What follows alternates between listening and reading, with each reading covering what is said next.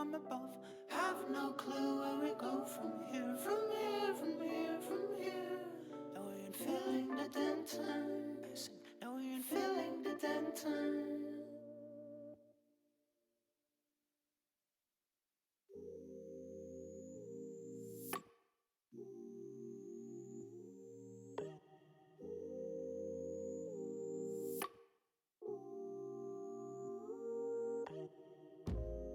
I'm in the right direction. I'm into ride this ocean. Traveling in slow motion. Paddling with no question. Early morning with the sun. Not yet burning, innocent. I try to be a good son. Myself 100%. Oh.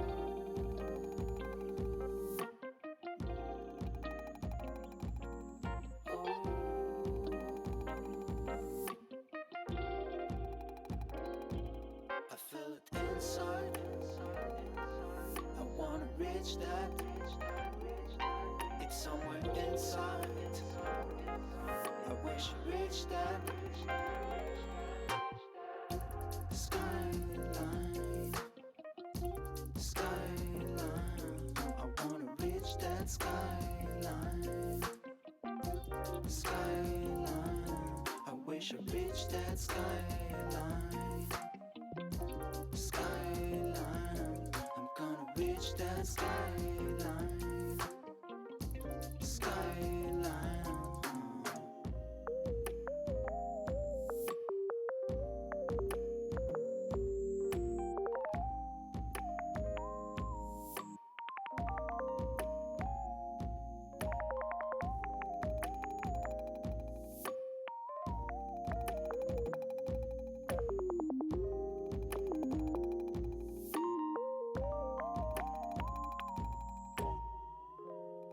Endless troubles to go through. They are strewn in the city. Daily struggle to be true. Betray authenticity. Poison all around, but still I will take another round or another ride until we take off from the ground. I feel it inside. I wanna reach that. It's somewhere inside. I wish I reached that. Reach that skyline. Skyline. I wanna reach that skyline. Skyline. I wish I reached that skyline. Skyline. I wanna reach that skyline. Skyline.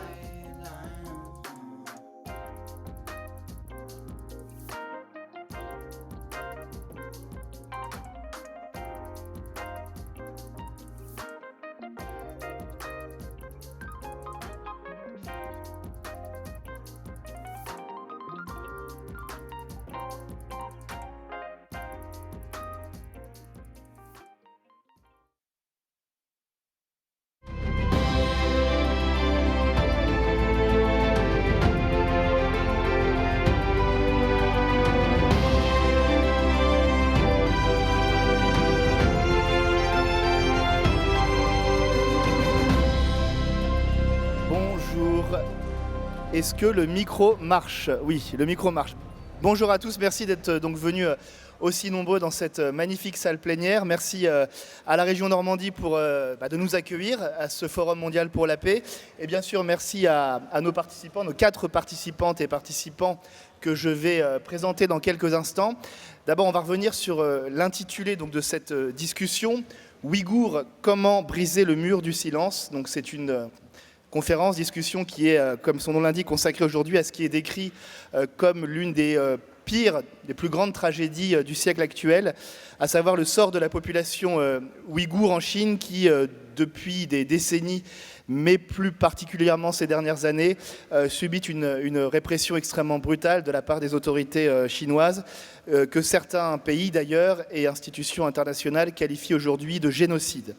Alors pour comprendre d'abord de quoi et de qui l'on parle, on va présenter rapidement bien entendu ce peuple ouïghour. On va peut-être d'ailleurs montrer, voilà, je crois que vous avez des cartes que vous voyez ici sur les écrans qui sont à côté de moi. Le peuple ouïghour est de la région du Xinjiang, dans laquelle il vit en majorité. Donc c'est un peuple turcophone, en grande majorité musulman, et qui vit donc dans cette région du Xinjiang, à l'extrême nord-ouest de la Chine, qui est frontalière de plusieurs pays d'Asie centrale. C'est une région qui est très grande, elle fait 2,6 fois la France, elle compte près de 26 millions d'habitants, dont près, effectivement, de 45% de Ouïghours. Alors, ce sont les chiffres officiels qui sont donnés par les autorités chinoises. Les Han, qui sont l'ethnie majoritaire en général en Chine, seraient eux un peu plus de 42% dans la région. Et puis suivent d'autres minorités comme les Kazakhs, les Roués, les Kirghizes. C'est une région donc, qui, au cours de son histoire, a connu des relations on ne peut plus tumultueuse avec le pouvoir de Pékin et qui vit effectivement donc, sous une chape de plomb depuis longtemps, mais en particulier depuis un peu plus d'une dizaine d'années, en particulier depuis les émeutes en fait, de 2009 qui ont eu lieu dans la capitale Urumqi et qui avaient fait à l'époque officiellement encore 197 morts. Dans les années qui ont suivi, on a vu se multiplier les témoignages de torture, de disparition, de brimades du quotidien également visant cette communauté ouïghour. Et puis à partir de 2016, il y a eu la connaissance de ce gigantesque système de camps d'internement, de camps de concentration qui a été mis au jour. Des camps de concentration qui sont présentés par les autorités chinoises comme des centres d'enseignement, centres d'éducation. Alors je crois que le terme officiel c'est centre d'éducation professionnelle, il me semble. On va en reparler un peu plus tard, sous couvert bien sûr de lutte contre le terrorisme qui serait attribué aux autorités chinoises à des groupes djihadistes, principalement ouïghours. Voilà, donc on va parler de tout ça avec nos invités que je présente tout de suite. Alors je vais commencer à ma droite par Marine Mazel, bonjour. Donc vous êtes psychanalyste, vous êtes chargée de mission auprès de l'Institut ouïghour d'Europe et vous avez beaucoup travaillé justement sur la campagne qui a été initiée par l'Institut ouïghour d'Europe pour faire reconnaître la notion de génocide par l'Assemblée nationale française. C'était il y a quelques mois. Rémi Castet, qui est à sa droite, Castets, pardonnez-moi, sinologue, co-directeur de l'unité de recherche d'asiatologie à l'université Bordeaux-Montaigne, La Rochelle Université, et grand spécialiste de ce peuple ouïghour et de cette région du Xinjiang. À ma gauche, Laurence Defranou, journaliste à Libération, qui est spécialisée sur l'Asie et qui vient de publier un livre qui s'appelle « Les Ouïghours, histoire d'un peuple sacrifié ». C'est aux éditions Talendier. Et j'en profite pour vous dire d'ailleurs qu'il y aura une séance de dédicace juste après cette conférence tout à l'heure à 18h. Et enfin, Jean-Claude Samouillet, président d'Amnesty International France, et forcément, de par vos fonctions et de par ce statut d'Amnesty, vous avez été amené à vous pencher, bien sûr, sur ce drame vécu par la communauté ouïghour. Voilà, alors d'abord, je vois qu'il y a beaucoup de jeunes dans la salle aujourd'hui. On va éviter de partir dans des concepts extrêmement complexes. On va déjà essayer de parler du sort de ce peuple ouïghour, de comprendre, de l'illustrer, d'être assez pédagogique. Il y a plusieurs appellations, plusieurs terminologies. On a entendu parler donc, ces derniers mois de génocide. L'administration américaine, par exemple, parle de génocide. L'Assemblée nationale française parle de génocide. On a entendu parler de crimes contre l'humanité ou de potentiels crimes contre l'humanité. Ça, c'était un rapport du Haut-Commissariat aux droits de l'homme de l'ONU qui a été publié récemment. Je vais d'abord vous donner la parole, Jean-Claude Samouillet. Comment vous qualifieriez ce qu'il se passe aujourd'hui au Xinjiang à l'égard de cette population ouïghour ? Alors pour nous, Amnesty International, en fonction des informations que nous avons, des documents que nous avons, des entretiens que nous avons pu avoir, nous qualifions la situation dans le Xinjiang de crime contre l'humanité. Ça veut dire que c'est un système organisé de persécution d'un peuple. Nous n'évoquons pas, nous, Amnesty, le terme de génocide, parce que nous n'avons pas les preuves parce que le terme de génocide est très précis en droit international. C'est l'éradication d'une population ou d'une partie de la population. Nous, aujourd'hui, à Amnesty, nous n'avons pas les éléments suffisants pour parler des génocides. En revanche, nous parlons de crimes contre l'humanité. Alors, je pense que tout le monde a un avis sur cette question. Je vais vraiment faire un tour de table. On va commencer par vous, Laurence Defranou, qui venez donc de publier ce livre, des témoignages que vous avez eus, de ce que vous avez constaté. Comment vous qualifiez, vous, le sort des Ouïghours ? Pour moi, il est clair qu'il y a des pratiques génocidaires en cours. Le génocide, ce n'est pas seulement le massacre d'une population, c'est aussi, suivant la convention de l'ONU de Genève, c'est aussi toute une série d'actes, notamment la limitation des naissances, la séparation des enfants de leurs parents. Et Marine Mazel connaît ça mieux que moi, il y a plusieurs actes consécutifs d'un génocide. Ensuite, ça sera un tribunal international de juger et de déclarer un génocide. Il y a quelque chose que je voulais dire en préambule. Pour les personnes qui étaient tout à l'heure au débat sur Taïwan, vous avez pu remarquer qu'il y avait l'ambassadeur de Taïwan en France qui s'est exprimé, également par vidéo le ministre des Affaires étrangères taïwanais. Et ici, autour de cette table, il n'y a pas de Ouïghours. Non pas parce qu'il n'y en a pas en France, ils sont à peu près 1 millier, et souvent ils ont fait des études supérieures, ils parlent très bien français, mais la situation est telle aujourd'hui que pour un Ouïghour qui parlerait ici, qui serait filmé, et immédiatement au Xinjiang, chez sa famille, la police vient, arrête sa famille, les interroge si ce n'est déjà fait, les enferme, fait de la pression, téléphone ici en France, fait des pressions en France. Donc les Ouïghours ne peuvent pas parler librement, à part une poignée qui ont le courage de faire, mais qui ne peuvent pas toujours se déplacer. Et ça, c'est très important parce que la répression en Chine vient jusqu'ici en France, même pour les Ouïghours de France. Alors, Marine Mazel, vous, je suppose que vous avez un point de vue, alors peut-être légèrement différent, en tout cas une appellation de ce qui se passe au Xinjiang différente, puisque vous avez milité avec l'Institut Ouïghour d'Europe, justement pour la reconnaissance de ce terme de génocide. Donc pas crime contre l'humanité, même pas risque de génocide, mais vraiment génocide. Sur quoi vous vous basez ?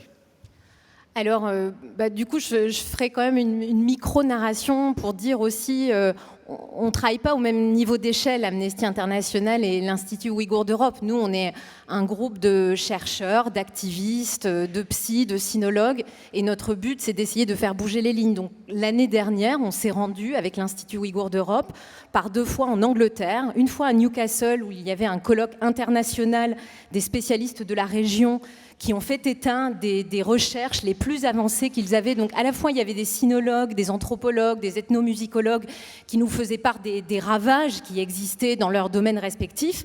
Mais il y avait également, et c'était très intéressant pour nous en tant qu'institut, des parlementaires anglais qui nous parlaient de la manière dont ça se passait outre-Manche. Et donc, pour vous dire un peu en Angleterre, alors on a été inspiré par leur exemple, même si le contexte national en France est très différent. En Angleterre, ils ont lancé 2 initiatives.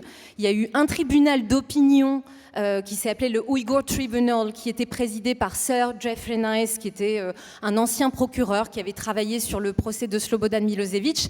Et ce tribunal d'opinion, inspiré du tribunal d'opinion de Russell et de Sartre, a pendant 1 an investigué, fouillé des tas de preuves, invité des experts, entendu des rescapés des camps de concentration, des membres de la diaspora, et ils ont mis sur pied ce travail extraordinaire qui a donné lieu à un jugement le 9 décembre 2021, je crois, qui a reconnu le génocide. Donc nous, on s'est d'abord basé sur ce travail qui était un travail en fait assez collégial avec à la fois des chercheurs mais aussi des experts juristes internationaux. Et ça, je veux le dire aujourd'hui, ça me semble très important. Aujourd'hui, il y a un consensus scientifique entre les scientifiques et les experts du droit international sur le fait qu'il s'agit bien du génocide. Alors, je vais dire sur quels critères.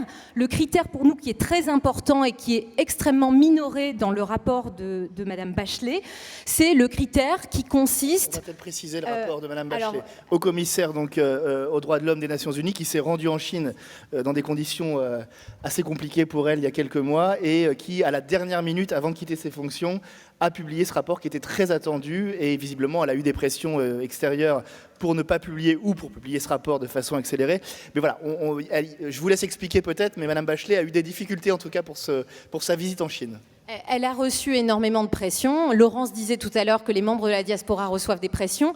Toutes les institutions qui aujourd'hui s'engagent autour de ça reçoivent des pressions. Les chercheurs, les journalistes, les eurodéputés, les députés nationaux. Et donc ce critère qui est très important à comprendre, qui est un des critères de la Convention sur la prévention du génocide de l'ONU de 1948, c'est un critère qui concerne la stérilisation forcée de masse. Donc c'est pas dit en tant que tel dans la Convention de l'ONU, mais ce qui est dit, c'est que on peut établir qu'il s'agit d'un génocide si, en fait, il y a une intention de porter atteinte de manière substantielle à un groupe ou à une population, et notamment si on empêche cette population-là de faire advenir la génération future. Donc en fait, avec ces stérilisations de masse, dans certaines régions de la région autonome ouïghour, dans certaines sous-parties, le taux de la natalité a chuté de plus de 84%. Donc la stérilisation forcée, c'est très concret. Ça veut dire qu'on pose des stérilés, des implants forcés, qu'on administre des doses un peu inconnues aux femmes qui sont internées dans les camps de concentration. Et ce faisant, on implémente ce que les chercheurs appellent un slow genocide, un génocide un peu lent, qui est une forme moderne de génocide, donc pas besoin de la rhétorique, ni des machettes, ni des massacres de masse pour faire apparaître la dimension de génocide. En réalité, il suffit que ce critère soit retenu. Donc nous, à l'Institut, on porte cette dimension-là, et c'est le travail qu'on a essayé de faire auprès des parlementaires français pour qu'ils puissent faire reconnaître le génocide, ce qui a été le cas le 20 janvier 2022 devant l'Assemblée nationale. Alors, Rémi Castex, vous êtes celui probablement ici qui connaît le mieux le Xinjiang et cette population ouïghour. Quel est votre avis sur la question ? Alors, je vais peut-être, avant de donner mon avis, peut-être resituer un petit peu le positionnement de la communauté scientifique. Et c'est vrai qu'aujourd'hui, la communauté scientifique est scindée un petit peu entre ceux qui, effectivement, les chercheurs engagés, qui sont dans une logique militante, et qui considère, bon, comme l'a dit Jean-Claude, en fait, cette notion de génocide, telle qu'elle est définie par le droit international, elle est relativement restrictive. Comme l'a dit Marine, comme l'a dit Laurence, on a tout un élément, un faisceau d'éléments qui commence effectivement... Alors, sur la question du crime contre l'humanité, je pense que tout le monde est d'accord sur la question. Enfin, les violations des droits de l'homme sont tellement massives que voilà, bon, il n'y a pas de problème. Sur la question du génocide, il y a deux éléments à regarder. C'est-à-dire, premièrement, est-ce que le faisceau de preuves, est-ce qu'il est suffisamment convergent? Est-ce qu'elles sont indéniables? Et est-ce qu'elles prouvent véritablement la volonté d'éradiquer un peuple? Alors là, la question elle est plus complexe. Pourquoi?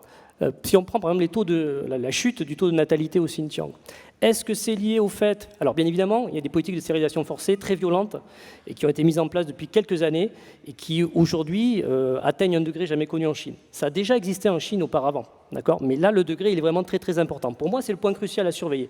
Dans les années à venir, si effectivement les preuves continuent à converger et que ce système il se répand à l'échelle de toutes les préfectures du Xinjiang où vivent des Ouïghours, là il y a véritablement quelque chose, un faisceau, un élément à prendre en compte. La question est de savoir sur la chute du taux de natalité aussi, si ce n'est pas lié aussi au fait que beaucoup d'hommes, de jeunes hommes, se sont retrouvés dans ces camps de rééducation. Donc bien évidemment, étant séparés de leur famille, de leur épouse, ça aussi ça a un impact sur la natalité.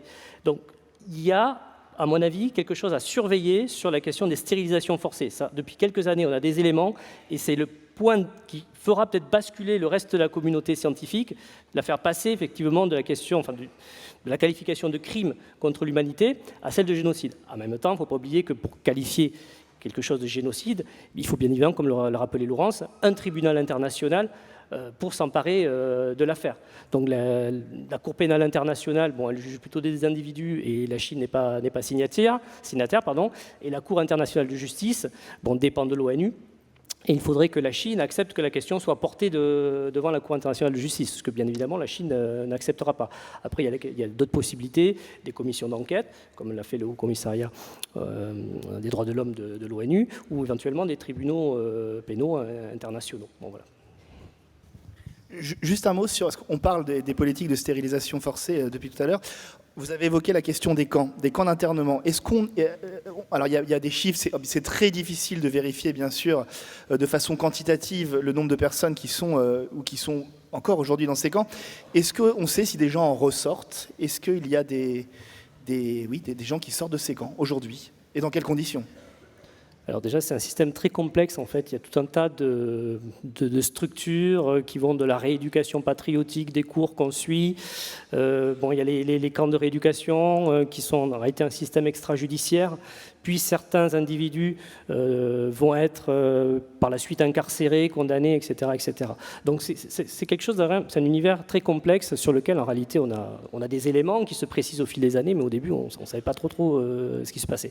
Alors bien évidemment, des gens en ressortent. Pourquoi ? parce que le gouvernement chinois, le Parti communiste, croit à ce qu'il fait. C'est-à-dire qu'il est dans une logique nationaliste. Pour lui, les Ouïghours sont des Chinois.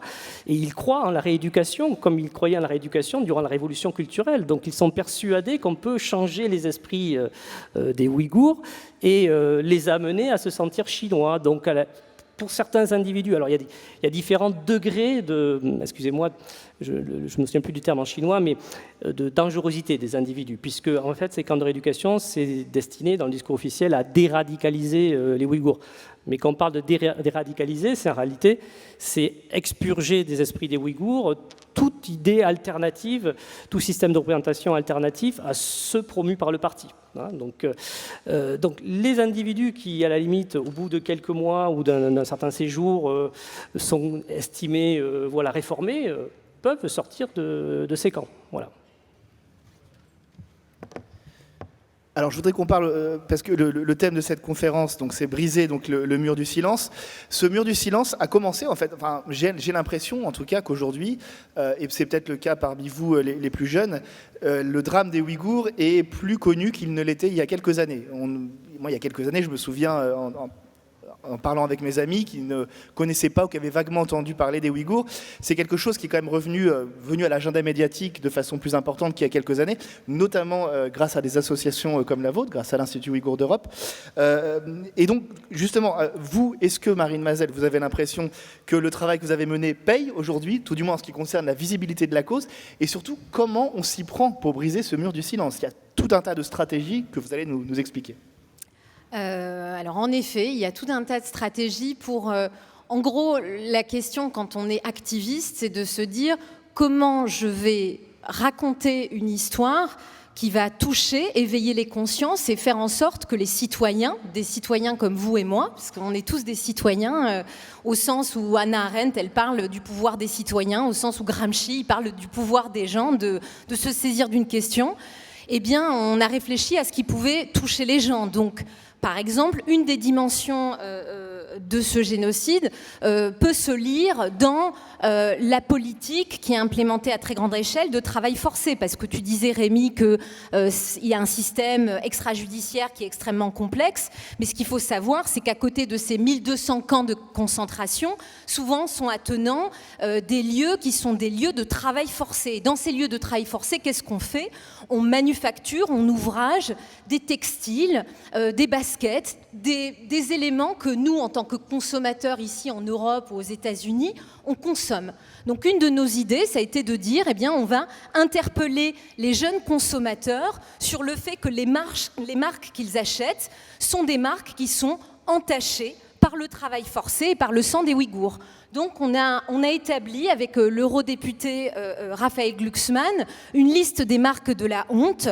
Ça c'était le 3 mars 2020 et on a fait en sorte de faire savoir à la jeunesse que lorsqu'ils achetaient par exemple des baskets Nike, des vêtements Claudie Pierlot, enfin il y a une liste comme ça de 80 marques, eh bien ils se rendaient complices d'une certaine façon. Donc évidemment pas complices directs mais complices indirects. Donc ça je pense que ça a beaucoup touché la jeunesse parce qu'ils se sont sentis dépositaires d'un devoir de vigilance, d'un devoir de conscience. Et donc, vous voyez, l'activisme, c'est ça, c'est qu'à un bout du prisme, on mobilise les jeunes et ils se manifestent sur les réseaux sociaux et ils encouragent les politiques à se saisir de la question. Donc, en France, c'est ce qui s'est passé. On est parti de la jeunesse, des réseaux sociaux, et ensuite on a pu porter ce message-là aux politiques. Et aujourd'hui, à l'autre bout du prisme, eh bien, ce devoir de vigilance, on le porte à l'échelle européenne, puisqu'on est en train de travailler sur une législation avec les eurodéputés à venir, où finalement ce serait aux entreprises, comme c'est le cas maintenant aux États-Unis, de se rendre responsable de la traçabilité des matières premières qui composent un peu les marchandises qui sont vendues.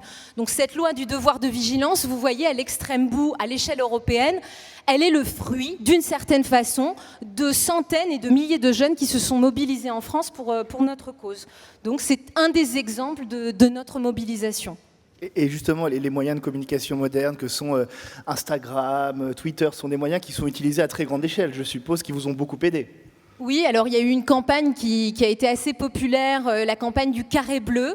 On a demandé comme ça à la jeunesse, aux gens qui se sentaient concernés par ce sujet, d'afficher un carré bleu derrière leur photo d'identité. Donc c'est une identité visuelle parce que ce bleu, ça renvoie au bleu du drapeau ouïghour. Mais mine de rien, ça permet de conscientiser la jeunesse, conscientiser les parents, faire pression sur les députés. Et j'ajouterais que dans un contexte où la Chine fait un usage quand même extrêmement systématique d'une forme d'autoritarisme digital, eh bien, à nous aussi d'investir des lieux de contre-pouvoir numérique, à nous aussi de nous saisir de tout ça et de démonter par des contre-récits aussi la propagande chinoise. Donc je pense que l'usage des réseaux, il est très important, c'est pas le seul, mais ça permet aussi de faire comprendre à des députés que derrière, il y a des électeurs qui se mobilisent et peut-être que ça peut être un coup de pouce supplémentaire pour s'engager dans un combat politique et le mener jusqu'au bout. Jean-Claude Samouillet, vous pensez aussi que cette cause a aujourd'hui plus de visibilité médiatique puis au sein de la population, la cause ouïghour? Oui, jusqu'à il y a quelques années, la Chine déniait l'existence de camps de camps de concentration, enfin de camps de rééducation, de camps de formation, comme selon le terme officiel. Et c'est par des images satellites qu'on a pu prouver l'existence de ces camps. Donc la Chine a été mise devant les autorités ont été mises devant le fait accompli. Et puis il y a tout le travail que font les journalistes, tout le travail que vous faites, tout le travail des grandes ONG, Human Rights Watch, Amnesty International, et puis le rapport de l'ONU qui n'a pas apporté de choses nouvelles, si vous voulez, mais quand même, c'est le sceau de l'ONU. C'est-à-dire que la communauté internationale reconnaît officiellement ce qui se passe dans cette région, et c'est quelque chose de très important. Le mur de déni est en train de se fissurer, et il faut continuer à le fissurer, il faut continuer à le casser pour que vraiment la communauté internationale, les jeunes gens en particulier, sachent ce qui se passe réellement dans cette région de la Chine. Moi, je voulais juste reprendre un petit peu en arrière sur sur les camps déjà. Il faut savoir que on estime qu'il y a à peu près 1,8 million de personnes qui étaient enfermées en 2018, ce qui représente un adulte sur 6 ou 7 Ouïghours. Ça va de 16 ans jusqu'à plus de 80 ans. Ces gens sont enfermés parce qu'ils ont appelé leur enfant Mohamed, ou parce qu'ils ont une robe trop longue, ou parce qu'ils sont fonctionnaires et ils portent une moustache, par exemple. C'est des critères vraiment extrêmement vastes et qui permettent d'enfermer tout le monde. Et on a les preuves de ça, on a les fichiers de la police. On voit dans certains cantons, c'est 20 000 personnes qui ont été arrêtées en quelques mois. Et si on peut sortir des camps extrajudiciaires, ce qui est très important de savoir, c'est que depuis 2019, il y a énormément de prisons de haute sécurité qui se construisent. Et c'est pas parce que les gens sortent des camps qu'ils sont libres. Déjà parce que au Xinjiang, personne n'est libre. C'est une prison à ciel ouvert. On n'a pas le droit de se déplacer. On n'a pas le droit comme on veut. On est surveillé jusqu'à l'intérieur de son foyer. On est sur ses communications. Tout est surveillé. Donc déjà, c'est une prison totale, et en plus il y a beaucoup d'assignations à résidence, et surtout il y a beaucoup de gens en sortant des camps qui sont envoyés en prison, et là c'est encore plus grave puisque ils sont condamnés à des peines de prison extrêmement lourdes. Par exemple, entre 2016 et 2017, le nombre de personnes emprisonnées au Xinjiang a été multiplié par 10. Et les peines de prison, qui représentent de plus de 5 ans, qui représentaient avant 10%, à partir de 2017, c'est plus de 80%. Donc en fait, aujourd'hui, on estime qu'il y a 400 000 citoyens, 400 000 sur 12 millions, qui sont condamnés à des très très lourdes peines de prison. Et dans le cadre de la rédaction de mon livre ou pour les articles pour Libération, j'ai rencontré énormément de témoins qui ont de la famille sur place. Vous parlez à une personne, elle a 7, 8, parfois 14, parfois 20 personnes de sa famille qui sont soit en camp, mais qui surtout aujourd'hui sont en prison avec des peines qui vont de 9 ans à 25 ans de prison ou à perpétuité. Les raisons sont très floues, des fois les gens ne les connaissent même pas, des fois c'est un détail. Ils ont assisté à un mariage à une mosquée par exemple. Donc ça suffit pour être qualifié d'extrémiste. Donc il y a les camps, dont aujourd'hui on peut dire qu'il y a moins de personnes dans les camps qu'en 2018, mais la politique de détention continue, elle continue dans les prisons. Et j'ajouterais aussi que, il y a beaucoup de sorties de camps où il y a un transfert ensuite forcé par train ou je ne sais comment, et ça va direct dans le camp de travail forcé. Et les conditions de travail dans le camp de travail forcé, il y a aussi de la torture, des violences sexuelles, des humiliations.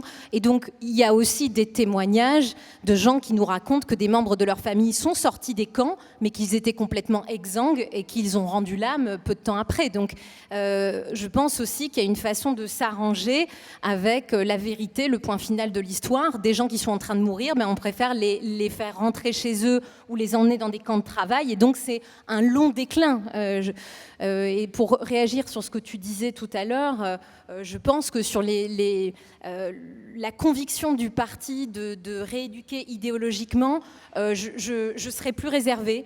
Je pense qu'en fait, il y a aussi des enjeux de faire en sorte qu'on laisse la voie libre dans cette région-là, parce qu'il y a d'énormes enjeux économiques derrière, et que cette espèce d'acharnement contre la communauté et le peuple ouïghour, c'est aussi analogue à ce qui se passe au Tibet, etc., et en Mongolie intérieure. Donc je pense qu'il y a... je ne suis pas certaine que le parti soit convaincu de ça. Oui, bon après c'est vrai que voilà, entre colonisation et génocide, bon voilà, il faut quand même faire un petit peu la part des choses, effectivement. Mais moi, sur quoi je voulais rebondir, c'est que effectivement, comme le souligne Laurence, ce système de camps de rééducation, c'est la partie émergée d'un appareil de surveillance qui est révélateur d'une véritable nouvelle forme d'État autoritaire, qui s'appuie sur des technologies high-tech pour procéder à des croisements de fichiers. Et effectivement, l'absurdité, enfin pour nous, occidentaux, de ce système, elle réside dans le choix de critères parfois extravagants qui sont censés révéler des opinions dissidentes. Et à partir du croisement d'un certain nombre de critères, mais aussi par le biais de renseignements collectés classiquement par les comités de quartier, etc., les bureaux de la sécurité publique, eh bien, on va avoir des clignotants rouges qui vont commencer à apparaître derrière certains individus et qui vont être automatiquement, effectivement, envoyés en camp de rééducation, tout simplement parce qu'ils cochent ces critères. Et pour certains, véritablement, ce sont des gens qui n'étaient pas opposés au parti. On a même le concept maintenant d'individus double face, qui sont des membres du Parti communiste chinois, ouïghours, qui ont été des soutiens du Parti communiste, mais parce qu'une fois, ils se sont permis d'émettre une petite critique, ou parce qu'on a reporté qu'effectivement, ils n'étaient peut-être pas loyaux à 100% aux lignes du parti, se sont retrouvés condamnés à mort. Donc c'est véritablement une volonté d'éradiquer toute forme d'opinion alternative des esprits au sein des minorités musulmanes turcophones du Xinjiang. On pourrait même aller au-delà en disant que les autorités chinoises veulent vraiment créer une société homogène, laïque, basée sur les préceptes du Parti communiste chinois et éradiquer toutes les formes qui ne vont pas dans le sens de ce récit, et en particulier la religion musulmane, en particulier la langue ouïghour, la culture ouïghour ou tadjik, enfin toutes les minorités musulmanes dans le Xinjiang. Donc il y a vraiment la volonté que tout rentre dans le moule du Parti communiste chinois. Et vous citiez tout à l'heure que dans le Xinjiang, sur les 22 millions d'habitants, il y en avait à peu près 50% qui étaient des minorités musulmanes, et les autres 50% de la majorité dans les années 50, c'était 95% de minorités musulmanes. Donc il y a vraiment la volonté d'éradiquer, de diluer la civilisation ouïghour et musulmane. Alors justement, fort de ce tragique constat, comment et peut-on faire pression sur le gouvernement chinois qui n'a pas vraiment dévié de sa trajectoire malgré les rapports, malgré les critiques? Alors il y en a qui prônent le dialogue. Je pense à cette phrase qu'avait dit Emmanuel Macron, c'était au moment des Jeux Olympiques d'hiver à Pékin il y a quelques mois, où on lui demandait s'il allait les boycotter et qui disait « moi je préfère engager et maintenir le dialogue avec la Chine plutôt que boycotter les Jeux ». Laurence Defranoux, est-ce que le dialogue ça fonctionne avec Pékin? C'est important de conserver un dialogue, toujours, dans toutes les situations, mais il est très clair que le dialogue ne suffit pas, en tout cas de la manière dont il a été mené depuis 4 ans, puisque depuis 2018, on sait ce qui se passe au Xinjiang. Très longtemps, les démocraties occidentales n'ont pas voulu en parler ouvertement avec les autorités chinoises, en se cachant derrière le fait que peut-être on manquait de preuves. Ce que l'on sait aujourd'hui, ce qui est sorti des archives, ce qui est toutes les centaines de milliers de documents qu'on a, on connaissait déjà la situation, on n'avait pas toutes les preuves, mais on connaissait déjà la situation en 2018. Et ça fait 4 ans. Ça fait 4 ans que des millions de personnes sont enfermées, énormément de femmes sont torturées, on estime que 300 000 enfants ne sont pas nés, les gens sont forcés de travailler à Bakou, très loin de chez eux, non pas dans la ville de Bakou, mais à travailler à pas cher, très loin de chez eux, de dormir en dortoir. C'est des gens qui avaient un travail avant, qui sont travaillés à la chaîne dans des usines.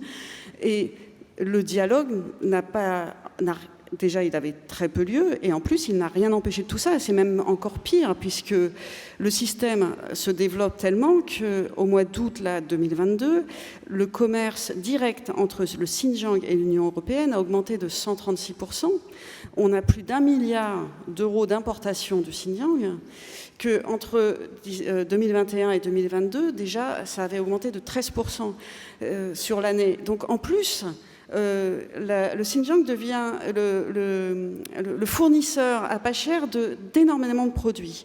C'est là que se pose la question du boycott, parce qu'on parlait du boycott des Jeux Olympiques.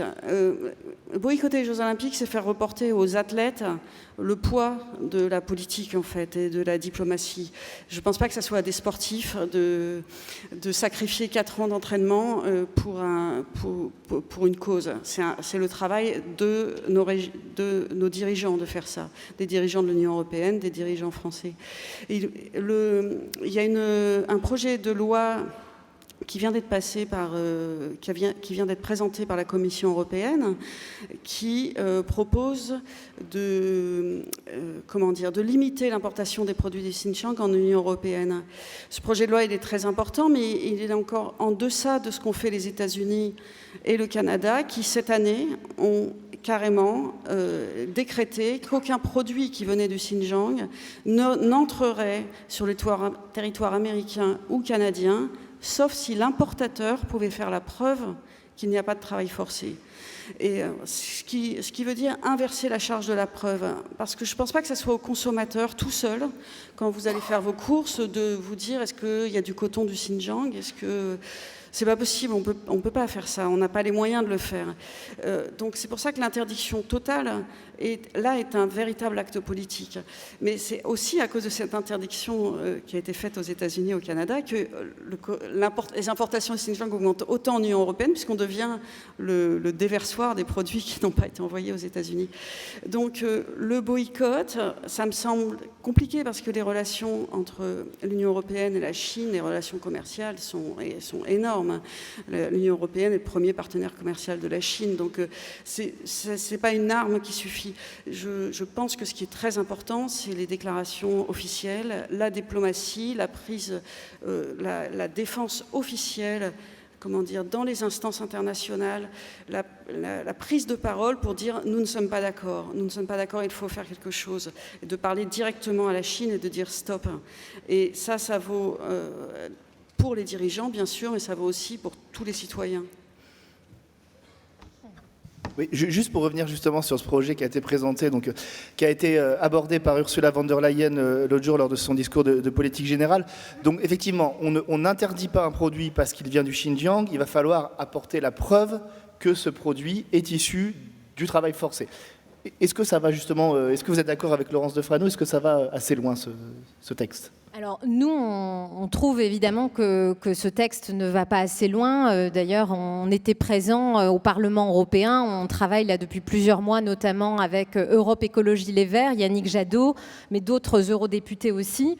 Parce que ce qu'il faut savoir, c'est que cette loi aussi sur le devoir de vigilance, en tout cas dans sa dimension qui concerne le travail forcé des Ouïghours, elle est en lien avec une plainte que nous avons déposée auprès de la justice française. Donc c'est une plainte qui a été déposée par l'association Sherpa, l'avocat William Bourdon, le collectif Éthique sur l'étiquette qui s'occupe de ces questions autour du textile notamment, et notre institut. Et cette plainte, elle a été déposée en avril 2021 pour recel de crimes contre l'humanité. Donc en gros, l'idée de cette plainte, il y a deux membres de la communauté ouïghour qui ont porté plainte pour dire qu'en fait, c'était en lien, ce travail forcé, avec ces crimes contre l'humanité, les crimes génocidaires commis. Donc aujourd'hui, tout le travail reste à faire au niveau de l'Union européenne. Il va y avoir un processus assez technocratique, assez compliqué, qui va s'échelonner environ sur 1 an, je pense. C'est-à-dire qu'il y aura des amendements qui seront proposés, ensuite il y aura des discussions avec la Commission, il faudra que le Parlement soit suffisamment fort pour proposer des amendements qui soient significatifs. Mais en effet, je pense que tant qu'on ne se rapproche pas de la loi sur la prévention du travail forcé des États-Unis extrêmement restrictive, eh bien, il y aura moyen pour les marques de manière un peu sinueuse d'éviter ces questions-là. Et du coup, se pose la question, dans cet état-là de la loi, se pose la question de savoir qui prendra le lead, qui prendra la prérogative de mener une enquête sur tel ou tel type de produit. Donc, ça risque de rendre les choses très fastidieuses. Donc là, charge aux parlementaires européens de se saisir vraiment de la question et de proposer une législation qui soit très contraignante. Parce que pour, j'allais dire, faire réagir la Chine, je pense que l'argument économique, c'est un argument extrêmement important, qu'ils entendent certainement plus que l'argument des droits de l'homme. Et justement, pour prendre le relais des gouvernements qui, selon vous, aussi tardent à agir ou mettent du temps, on parlait de ce délai d'1 an, 2 ans, vous me disiez, Laurence, pour ce texte de l'Union européenne. Est-ce qu'il ne faudrait pas aussi faire pression directement sur les entreprises, donc par des campagnes type Name and Shame, où on va pointer du doigt une entreprise qui fabriquerait au Xinjiang ou même en Chine de façon générale dans des conditions obscures. Qu'est-ce que vous en pensez, vous, Jean-Claude Samouillet? Il y a les principes directeurs de l'ONU demandent, ce sont des principes généraux qui n'ont pas de force contraignante, mais enfin c'est déjà ça, si on peut dire, qui obligent les entreprises à être vigilantes justement sur les atteintes au droit à l'environnement ou les atteintes aux droits de l'homme et prendre toutes les mesures pour les atténuer. Ça, c'est le premier point.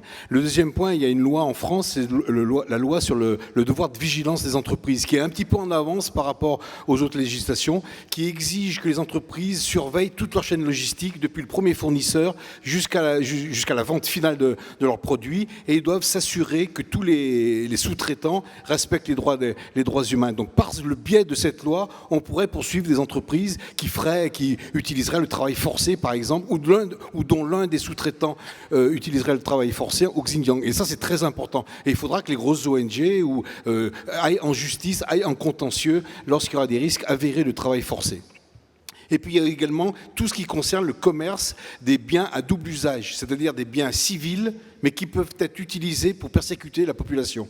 Et je pense notamment aux biens numériques, aux biens de surveillance. Et là, il faut être très très vigilant. Il faut qu'aucune entreprise du monde, je dirais, mais en particulier européenne, puisqu'il y a une directive européenne en ce sens, qu'aucune entreprise européenne ne vende de produits de surveillance, des produits de surveillance à la Chine qui seraient utilisés dans le Xinjiang, parce que là aussi, ces entreprises se rendraient complices de crimes contre l'humanité.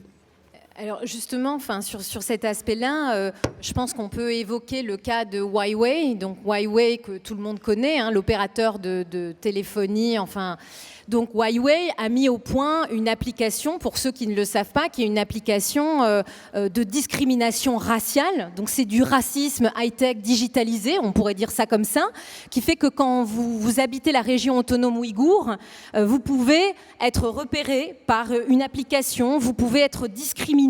Et donc on comprend bien que Huawei a mis au point un instrument en lien avec le Parti communiste chinois central qui aussi contrôle la population et qui fait qu'on a affaire à une dystopie, à un espèce d'énorme camp à ciel ouvert. Donc nous, par exemple, on a un combat, c'est que Huawei essaye d'implanter sa première usine en Europe, dans l'est de la France. Et il y a des facilités financières qui ont été faites par le maire, je crois, de Mulhouse, il me semble, qui est aussi le président de la région Est. Et donc nous, on s'inscrit en faux contre cette implantation de Huawei à Mulhouse parce qu'on pense qu'accueillir sur le sol français un participant aussi important de la discrimination raciale qui est en lien avec le génocide, c'est pas acceptable. Par exemple, tu disais name and shame. Une des actions qui a été la nôtre, c'est d'aller trouver le footballeur que vous connaissez certainement, Antoine Griezmann, et d'aller lui parler de son contrat avec Huawei. Et Antoine Griezmann, il a été une des personnalités publiques qui a dit « Je dénonce mon contrat avec Huawei puisque je suis au courant que Huawei implémente cette discrimination raciale digitalisée. Je refuse de continuer à travailler avec eux. » Donc je pense qu'il faut vraiment être très, très précis et très sensible sur ces questions-là parce que ce sont aussi une des dimensions de ce génocide contemporain. Et je pense aussi que, par exemple, la diffusion de CGTN, qui est la télévision d'État chinoise, qui a été interdite sur le sol anglais, eh bien, on devrait l'interdire aussi également sur le sol français, parce que tout ce qui relaie la propagande et tout ce qui va dans le sens du négationnisme du génocide ne fait qu'accentuer les souffrances et ne fait que relayer ce qui se passe déjà. Donc je pense que c'est toutes ces dimensions-là qui sont extrêmement importantes à contrôler, à rester vigilant. Il faut qu'on reste vigilant sur ça. C'est le racisme high-tech digitalisé, c'est un des instruments majeurs du génocide. Rémi Casse-Tête, vous qui êtes sinologue, donc qui connaissez de l'intérieur le fonctionnement du Parti communiste chinois, son idéologie, qu'est-ce que vous pensez de tout ça? Est-ce qu'il y a vraiment des moyens de pression sur Pékin aujourd'hui? Comment parler ou comment condamner la Chine? Alors la Chine de Xi Jinping n'est pas la Chine de Deng Xiaoping. Donc dans les années 80-90, effectivement, la Chine était dans besoin des capitaux étrangers effectivement pour se développer. Aujourd'hui, elle a atteint un stade de développement qui fait qu'elle continue d'être dépendante de l'économie mondiale. Donc effectivement, la Chine dépend énormément de ses relations économiques, à la fois avec l'Europe, les États-Unis, le Japon, les pays de l'ASEAN, qui sont les principaux partenaires économiques de la Chine. Donc le commerce pourrait être une arme. Le hic, c'est que nous sommes interdépendants. C'est que ces puissances commerciales, les puissances commerciales que je viens de citer, elles sont toutes dépendantes économiques de la Chine. Elles ont procédé, leurs grandes entreprises ont procédé à des investissements massifs en Chine. Et en réalité, c'est je te tiens, tu me tiens par la barbichette, un petit peu, quoi. Vous voyez le problème. Deuxième élément, Xi Jinping, voilà, a fait rentrer la Chine dans une nouvelle époque. Il se pose comme un homme fort, un défenseur d'un nationalisme chinois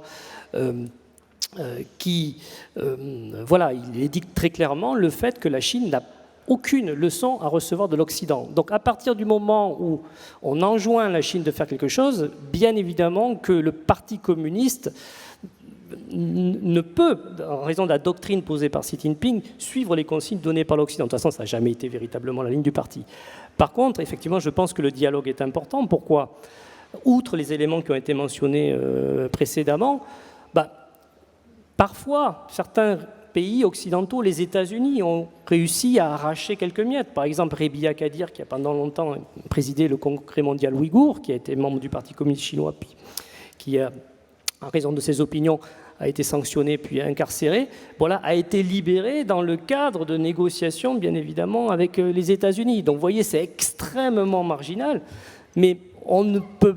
Voilà, pour le moment... Voilà, je n'ai pas de solution, le name and shame, etc. Ces stratégies-là, oui, on peut les déployer ici en Occident. Mais avoir une prise directe sur les dirigeants chinois, alors il y a peut-être un petit élément quand même, sur lequel l'Occident ou d'autres partenaires peuvent jouer, c'est que la Chine est un pays qui a des ambitions globales, qui a une stratégie de soft power à l'échelle mondiale. Bon, alors la Chine sait que son image, aujourd'hui, elle est dégradée aux États-Unis et en Europe, mais il y a des zones sur la planète, en Afrique, dans le monde arabe, où la Chine, dans le cadre notamment de la stratégie, de l'initiative des nouvelles routes de la soie, essaie de développer son influence, les liens d'interdépendance économique, etc. Et donc, c'est vrai que le jour où, par exemple, la cause ouïghour peut-être dégradera peut-être trop la Chine dans ces pays-là, bon, peut-être qu'elle y réfléchira deux fois. Mais pour le moment, on n'en est absolument pas là. J'irais même, si je peux me permettre, plus loin. Aujourd'hui, on a clairement un silence. On parlait de certains pays. Je pense à des pays à majorité musulmane. Je pense à l'Égypte, à l'Arabie Saoudite, au Maroc, où il y a un silence absolu sur cette cause ouïghour et même une coopération des autorités de ces pays avec les autorités chinoises. Il y a eu des extraditions de Ouïghours, par exemple, vers la Chine. Comment on l'explique ça? Oui, Parce qu'on parle beaucoup d'Occident, en fait, depuis tout à l'heure. oui, oui. Donc, effectivement, d'ailleurs, cette politique d'extradition, elle a commencé véritablement avec l'Asie centrale. Dès les années 90, ces pays accèdent à l'indépendance. À cette époque, une partie importante des organisations de la diaspora ouïghour, des organisations nationalistes anti-coloniales, sont basées là-bas. Et la Chine va se rapprocher rapidement de ces pays, notamment en jouant sur ses investissements, les interdépendances économiques. Vous savez que la Chine, c'est un important débouché pour les hydrocarbures centra-asiatiques. Et donc, ces régimes, qui aussi voient d'un mauvais œil la cause ouïghour, parce que, notamment, il ne faut pas oublier qu'une partie de la population ouïghour vit dans le sud du Kazakhstan, et ces Ouïghours avaient des revendications autonomistes, etc. Et donc, ces régimes, en réalité, ont très vite convergé avec la Chine et mis en place des accords d'extradition. Et ce qu'on a vu dans les années 2000, c'est ces accords d'extradition se développer au fur et à mesure que les liens, les interdépendances économiques de la Chine se développaient avec d'autres zones du monde, notamment avec les pays du Golfe, avec l'Égypte, au Maroc. Il y a une affaire autour de résidents ouïghours qui sont menacés d'extradition, etc., etc. Et donc vous voyez, chaque fois l'enjeu, c'est la réelle politique, c'est-à-dire ces régimes considèrent la Chine comme un partenaire économique majeur. Et puis il ne faut pas oublier que ces régimes veulent essayer de maintenir un équilibre entre l'Occident et la Chine. C'est-à-dire qu'ils ne veulent pas être trop soumis à l'agenda politique occidental, souvent qui est taxé de droits de l'homiste, mais qui en réalité instrumentalise la question des droits de l'homme pour engendrer des changements politiques ou changer des régimes politiques qui ne lui conviendraient pas. Donc en fait c'est très utile aussi en même temps pour un certain nombre de régimes d'avoir la Chine en face et de ne pas forcer, et de maintenir des relations plutôt bonnes avec la Chine pour pouvoir contrecarrer les pressions parfois des États-Unis ou d'autres régimes occidentaux.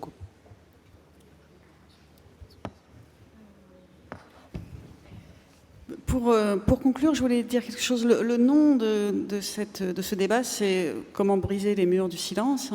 Et je pense que déjà, le fait que le débat soit organisé dans cette salle, et en plus qu'il soit organisé ici à Caen, en plus dans la salle plénière et que vous soyez tous là, montre que déjà le silence se brise. Ça aurait été impensable il y a 2 ans.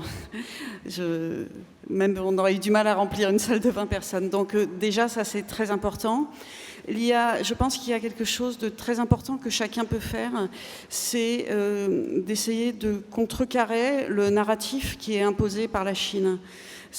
Quand on parle du peuple ouïghour, on parle d'un peuple qui est avec une élite, des profs d'université, des médecins, beaucoup d'artistes. C'est une culture très axée sur la poésie, sur la musique, sur le sens de la fête, la solidarité. Et le narratif qu'essaie d'imposer la Chine, c'est minorité musulmane. Au Xinjiang, comme on le rappelait tout à l'heure, dans les années 50, ce n'est pas une minorité, c'est 95% de la population. La Chine a fait un véritable mouvement de colonisation, a colonisé une région qui était peuplée à 95% par la population autochtone. Donc si le Parti communiste chinois est très très fort en propagande et en narratif, dire minorité musulmane, déjà c'est les ramener à la religion. C'est une religion qui ne porte pas en étendard. Il y a des Ouïghours qui sont musulmans pratiquants. Beaucoup sont de culture musulmane, d'autres ne sont pas de musulmans du tout, d'autres sont athées, militants. Donc déjà, eux ne se définissent pas, la première chose, comme musulmans. Ils ne sont pas non plus une minorité, puisqu'ils sont une majorité chez eux jusqu'à il y a peu de temps. Donc la Chine parle de centres de formation. Ce n'est pas des centres de formation du tout. Ce sont des centres de détention où les gens subissent un lavage de cerveau du matin au soir et beaucoup de mauvais traitements. Il n'y a pas de lutte antiterroriste, comme le veut faire croire la Chine, puisqu'il n'y a pas aujourd'hui de mouvement terroriste avéré au Xinjiang. Ça, c'est un label, en fait. Mais à chaque fois que vous voyez passer ce terme-là, il faut essayer de remettre les faits, rappeler qui ils sont, ce qu'il se passe. Ça, c'est très important. Et chacun, je pense, peut, dans sa parole, essayer de contrer l'énorme machine de propagande chinoise qui, petit à petit, infiltre dans nos cerveaux des idées qui servent leur répression. sommes face à une situation de violation massive et organisée, systématisée des droits humains. La situation est catastrophique.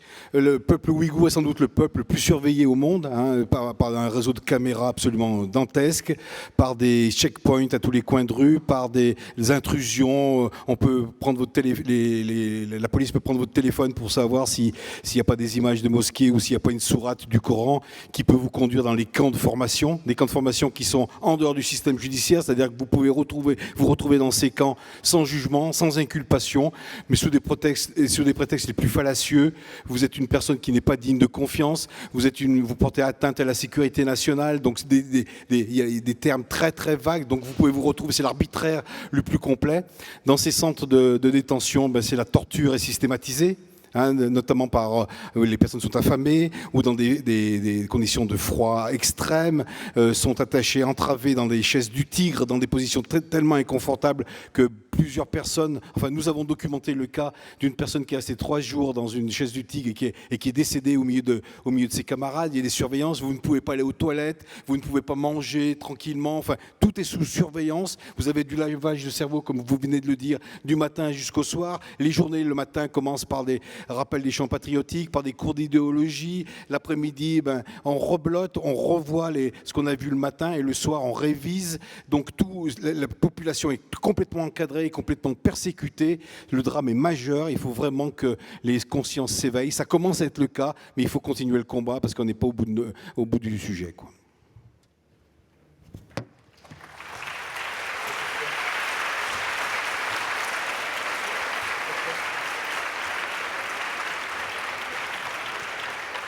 Du coup, j'insisterai pour ma part sur la dimension de destruction du lien entre les générations.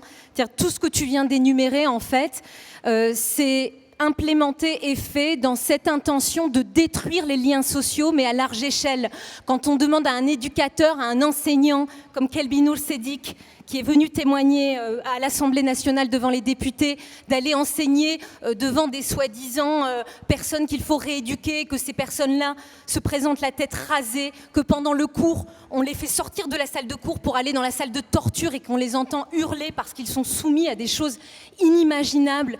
Quand on brise les liens familiaux en envoyant à l'autre bout du pays des hommes qui sont dans la force de l'âge, qu'on interne dans les camps de concentration des femmes qui pourraient avoir des enfants et qui ne pourront plus jamais en avoir à cause des stérilisations forcées, et qu'on place 900 000 enfants dans des state orphanages, moi je pense qu'on peut lire là le fait qu'on cherche à détruire le lien entre les générations. Donc pour quelqu'un qui travaille sur la question du génocide ou pour un psy comme moi, c'est désastreux, c'est lamentable, et je pense qu'il faut vraiment qu'on se réveille parce que les Ouïghours sont toujours en train de disparaître. Et ça s'est passé pendant la Shoah, et là, il y a quelque chose qui se passe qui est analogue. Qu'est-ce qu'on peut faire pour un peuple qui perd la destruction du lien entre les générations ? Voilà, je m'en remets à vous, à la jeunesse, aux gens qui veulent rejoindre notre activisme.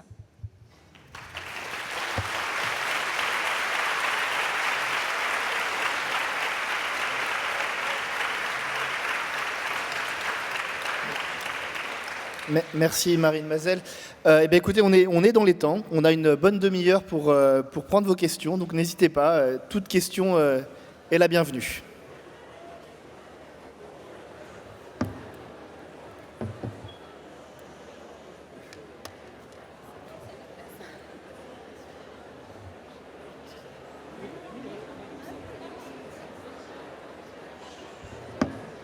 Alors, je vois une dame qui lève le bras devant, et je pense qu'il y a une première question là-bas.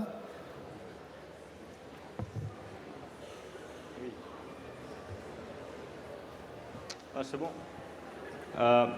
Moi, en fait, j'ai pas une question, j'aimerais plutôt ajouter des trucs. Pardon. Vous avez beaucoup évoqué la période moderne des persécutions qu'ils ont les Ouïghours, mais en réalité, c'est un phénomène qui dure depuis déjà très longtemps, déjà depuis les années 40. Puis il faut savoir que c'est en réalité, comment dire, pardon. Il y a des problèmes d'histoire, notamment avec l'histoire turco-mongole. En fait, les Chinois et les peuples turco-mongols, on va dire, ils se battent depuis déjà des siècles. Et les Chinois, ce qu'ils font aujourd'hui, c'est un peu se venger, entre guillemets, de leurs défaites qu'ils ont eues dans le passé. Et vous parlez beaucoup de leur identité musulmane, mais en réalité, les Ouïghours, ils ne sont pas que musulmans, oui, comme la dame l'a dit tout à l'heure. Oui. Quoi d'autre? Voilà, vous avez parlé aussi de la Mongolie intérieure tout à l'heure. Pardon, je ne suis pas très à l'aise. Voilà, les Merci. Ouais. Pardon. Je voulais dire un autre truc. Voilà. On est preneurs de questions aussi, hein, n'hésitez pas. Hein. Je veux juste dire un truc. Voilà, les Chinois, bon, je suis contre eux, mais ils ont aussi un peu leur raison, on va dire. Eux aussi, ils ont leur histoire. C'est comme avec les Européens. Les Européens aussi, ils leur en veulent. Ça aurait été des Blancs, ils auraient fait pareil. Mais bon, il faut aussi en vouloir avec Xi Jinping. Ah. C'est pas comme ça que ça marche. C'est la vie. Bon, alors merci pour ce cours de l'histoire entre la relation entre la Chine et les pays turco-mongols. Jean-Claude Samouillet, vous vouliez dire quelque chose, je crois. Non, mais rien ne peut justifier les atrocités qui sont commises à l'égard du peuple ouïghour aujourd'hui. Ni des raisons historiques, ni des raisons politiques. C'est vraiment atroce ce qui se passe. Il faut arrêter avec ce discours.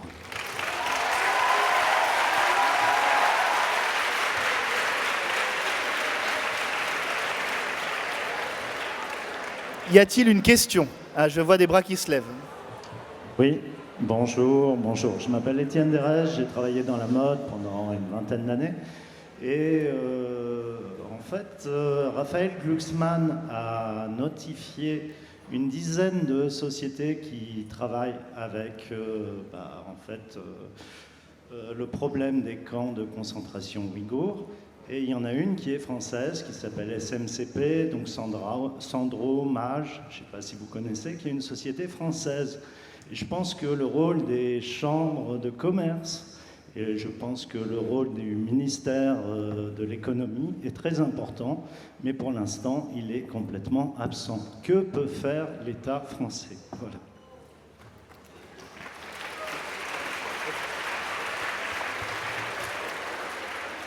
Mais je pense qu'en effet, ce grand groupe qui comprend plusieurs grandes marques qui sont bien connues, des marques de mode en fait, la seule chose qui pourrait se passer, c'est que cette fameuse législation de devoir de vigilance qui va être passée au niveau européen soit renforcée et portée au sens national. Mais nous, on compte beaucoup d'abord sur l'échelle européenne parce que, comme le disait Laurence tout à l'heure, quand on interdit dans une région du monde, dans une portion du monde d'exporter, eh bien en fait, on peut passer par un autre pays. Donc en fait, je pense qu'il faut qu'on se mette d'accord sur le territoire européen et qu'ensuite on soit vigilant aussi à nos frontières quand on aura peut-être des prérogatives de perquisition et d'interdiction. Voilà.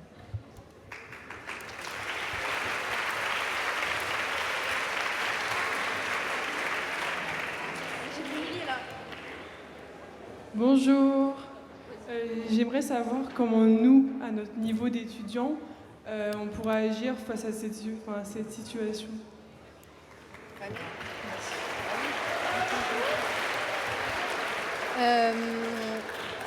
Eh bien, écrivez-moi, écrivez-nous à l'Institut Ouïghour d'Europe et on a plein de campagnes sur lesquelles on planche. On a une campagne, on va travailler sur essayer de faire interdire la diffusion de CGTN en Europe. On travaille sur cette campagne autour de la loi sur le devoir de vigilance. On est en train de monter un tribunal d'opinion en France, alors plus modeste que le tribunal anglais, mais notre tribunal d'opinion à nous, il va porter sur la question du mental harm, de la souffrance mentale, qui est une des dimensions, un des critères de la Convention de prévention sur le génocide de l'ONU. Et donc on a une équipe avec des jeunes qui sont des juristes, avec des jeunes qui sont des psys, avec des chercheurs. Et donc si en tant qu'étudiant vous avez envie de nous rejoindre, on peut vous trouver une place dans notre combat. Voilà. à mon échelle, c'est ce que je vous répondrai. Nous aussi, on soutient des cas de personnes ouïghours qui sont emprisonnées ou qui ont disparu. Donc là aussi, on propose des actions. Plus on écrit, plus on est nombreux à écrire, plus on peut faire pression. On arrive parfois à faire libérer quelqu'un. Donc c'est très important. Mais ce qui est très important aussi, vous qui êtes des jeunes gens, qui êtes au lycée, qui allez aller en fac, vraisemblablement, c'est de partager autour de vous, c'est d'éveiller les consciences, c'est de dénoncer ce qui se passe dans cette région du monde. Et c'est le travail de tout le monde, mais à vous en particulier. Et juste dans les modes, en ce qui concerne les modes de consommation, justement, est-ce qu'il y a des enseignements? Est-ce qu'on parle beaucoup d'action pour le moment, mais dans la façon de consommer dans la vie de tous les jours, est-ce qu'il y a aussi quelque chose à faire là-dessus? Tout simplement, à partir d'aujourd'hui, vous allez aller regarder la la liste des 80 marques. Et puis évidemment, si dans votre armoire, vous avez du Sandro, du Nike, des choses comme ça, vous n'êtes pas obligé de jeter. En tout cas, c'est ce que me dit Dilnur Rayyan, qui est la présidente de l'Institut. Mais à partir d'aujourd'hui, vous prenez cet engagement que vous n'achetez plus ces marques qui sont fabriquées avec le sang des Ouïghours. Et ça, c'est un engagement fort. Et c'est un engagement qu'on peut faire à l'échelle individuelle. Alors bien sûr, je pense qu'il ne faut pas culpabiliser les consommateurs, mais si vous le savez, refusez de participer, d'être complice à ça, refusez de consommer dans ce sens-là. Donc c'est déjà un acte que vous pouvez porter à votre échelle et dans vos groupes d'amis et vos connaissances.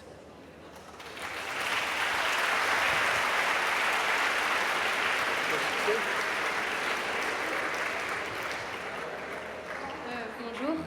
Vous venez en quelque sorte un peu de répondre à ma question, mais je sais que les jeunes en Occident, même moi, et aux États-Unis, on utilise régulièrement la fast fashion avec des applis comme AliExpress, Shein, des choses comme ça. Et c'est quelque chose qui marche et qui fait fonctionner les Ouïghours. Et quelque chose qui nous plaît aussi dans le style vestimentaire. Et c'est aussi des prix qui sont très bas. On sait que ça a été, on sait que c'est fait avec du sang, comme vous venez de le dire. Mais moi, j'aimerais savoir quelle alternative est-ce qu'on peut trouver à ces applis finalement.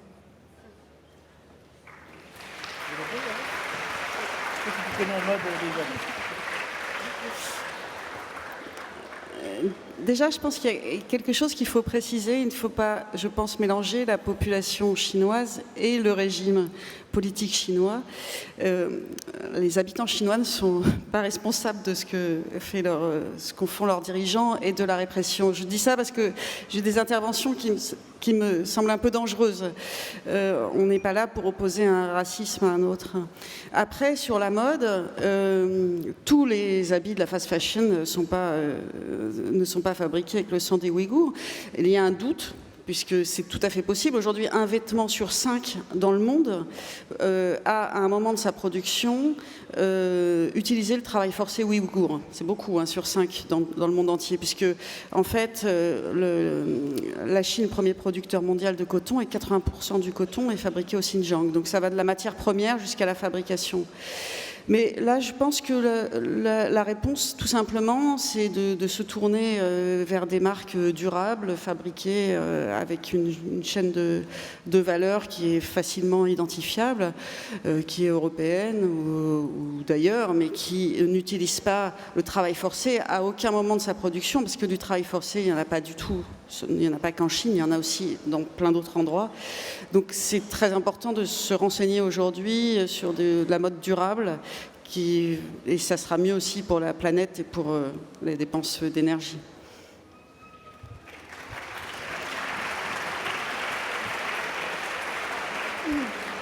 Je vous invite juste à aller regarder un mouvement, je ne sais pas si vous le connaissez, ça s'appelle Fashion Revolution. C'est extrêmement intéressant, c'est des gens qui font la mode aujourd'hui et qui réfléchissent à des alternatives. Donc ils ont mené une campagne de communication qui avait été formidable suite à l'effondrement de cet atelier de confection. La campagne, ça s'appelait « Who made my clothes? I made your clothes ». Et donc c'était très simple. Il y avait un petit fichier A4 comme ça, donc il y avait la personne qui portait le vêtement, qui se demandait où son vêtement avait été fabriqué, et à l'autre bout du monde, il y avait la personne qui, dans une usine de travail forcé, alors c'était pas des Ouïghours, répondait ça. Et donc je pense que c'est très intéressant parce qu'il faut qu'on puisse se relier mentalement, il faut qu'on puisse se représenter, qu'on est relié à l'existence de ces personnes qui fabriquent. Et que la mode, c'est ce que tu dis sur la question d'une attitude peut-être plus responsable, plus durable, la mode, c'est aussi l'avenir de la mode, c'est aussi le recyclage. Et toutes les grandes marques et tous les grands acteurs de la mode aujourd'hui s'accordent à dire que c'est dans cette voie-là qu'on va. Donc je pense que la fast fashion, ça apporte des choses qui ont l'air d'être agréables et on peut renouveler, mais je pense qu'on peut renouveler aussi en recyclant. Donc allez voir Fashion Revolution et inspirez-vous de leur campagne et de leur façon de présenter les choses. Je pense que là aussi, ils éveillent les consciences sur nos modes de consommation.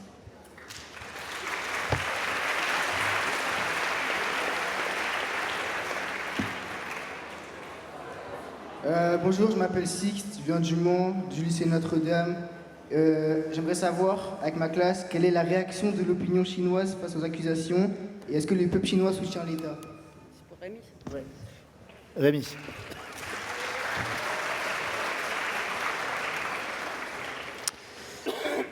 Alors, comme vous en doutez, c'est très difficile de savoir, puisque en Chine, on n'a pas de médias libres. Donc, bien évidemment que de nombreux Chinois critiquent la politique du gouvernement, mais à voix basse et de moins en moins, parce que l'appareil de surveillance qu'on évoquait, même s'il est très poussé au Xinjiang, il est en train de se développer très vite dans le reste de la Chine. Et donc la moindre déclaration peut vous pénaliser dans votre avancement de carrière ou peut vous empêcher d'obtenir un passeport pour aller voyager à l'étranger, etc. etc. Ce qu'il faut savoir aussi, c'est que le Parti communiste est lui-même scindé. Aujourd'hui, l'histoire du Parti communiste, c'est l'histoire de leaders qui ont imposé des lignes au sein du parti. Aujourd'hui, c'est Xi Jinping qui mène le parti. Mais il faut savoir, on a des bruits, des échos. Le parti est divisé, par exemple, sur la politique qui est menée au Xinjiang. On a des cadres qui considèrent que cette politique, elle va créer du ressentiment, renforcer le ressentiment des Ouïghours vis-à-vis de l'État chinois et qu'à long terme, ce sera contre-productif. Donc voilà, donc effectivement, il y a peut-être une minorité peut-être dans la société chinoise qui est très nationaliste et qui peut-être suit aveuglément cette politique. Mais en même temps, il y a beaucoup de gens qui se taisent car effectivement s'exprimer, générer des problèmes qui impacteraient leur famille ou leurs proches. Et puis d'ailleurs, est-ce que tous les Chinois eux-mêmes ont vent de ce qui se passe au Xinjiang? Non, parce qu'il faut savoir aussi que la Chine, c'est un vaste intranet, c'est-à-dire que l'Internet chinois n'est pas connecté au reste du monde. Alors bien évidemment, il y a des Chinois qui utilisent des VPN pour aller surfer sur les sites étrangers, mais c'est je pense que c'est loin d'être la majorité des Chinois. Peut-être les jeunes le font peut-être plus souvent, mais voilà, donc effectivement... Tout ce que nous évoquons là, bien évidemment, vous conduirait immédiatement à avoir de très très gros ennuis en Chine. Donc ce type de discours n'est absolument pas tenu dans les médias en République populaire de Chine.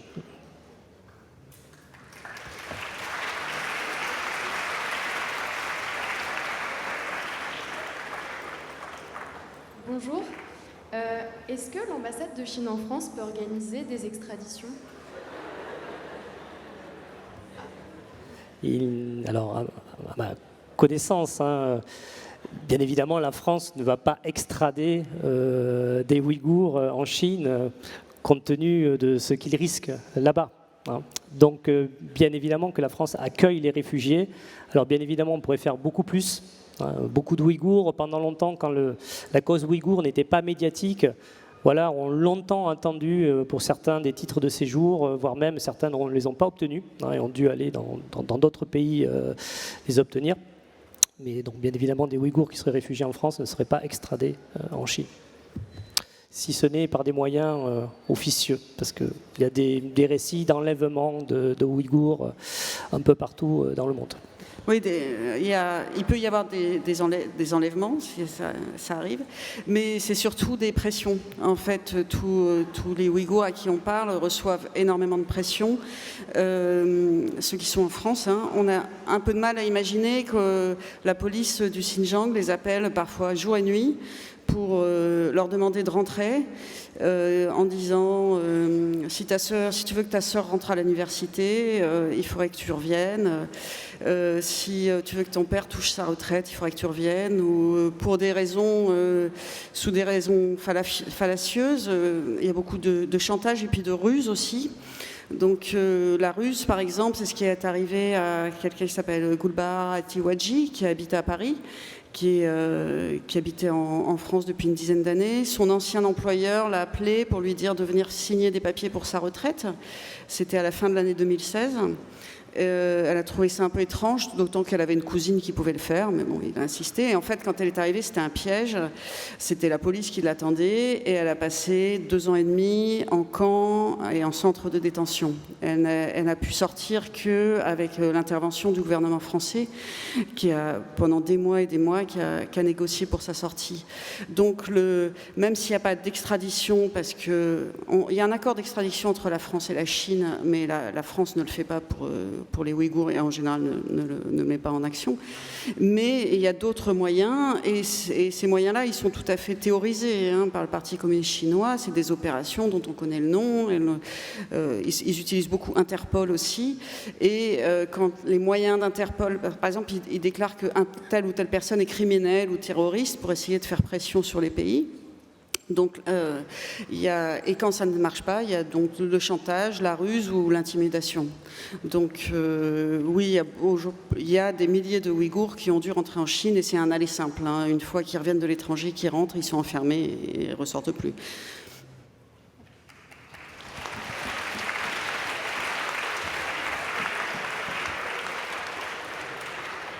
Bonjour. Oui, je voulais voir parce qu'il y avait une question qui me tracasse un peu parce que je suis beaucoup Raphaël Gluckman sur les réseaux sociaux notamment. C'est vrai qu'il est très actif pour les jeunes et voilà. Et j'avais 2 questions à poser avec ma classe. C'est quelle est l'attitude de l'ONU face à ce génocide moderne? Et deuxièmement, comment est-ce possible que la France, un des pays fondateurs de la liberté, accepte-t-il de privilégier l'argent, l'économie et une société de consommation inutile à la place des vies humaines que pose ce problème? Cadeau.